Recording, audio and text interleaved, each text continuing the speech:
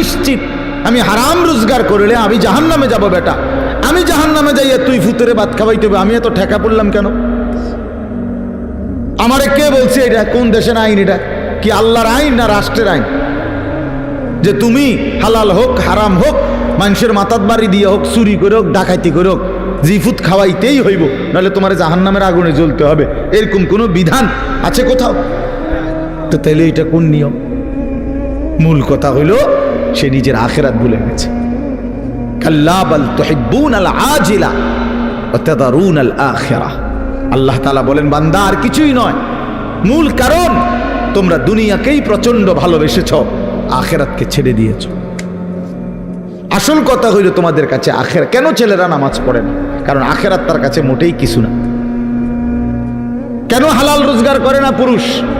কারণ আখিরাত তার কাছে কোনো বিষয় না। সে তার কলিজার ভিতরে, এমনি মুখে কয় না আরই, যে তার দিলটা যদি আপনি পরীক্ষা করেন, রিপোর্ট আসবে দিলের মধ্যে হইল আখিরাত। এটি কয় আরই হুজুর, আর কইতে লাগলি কি আর কোনটা না কয়নি? মাতিস না বেটা, মাইক ফাইলি কেডা না কয়? এই গাদ্দারের কলিজার ভিতরে এইটা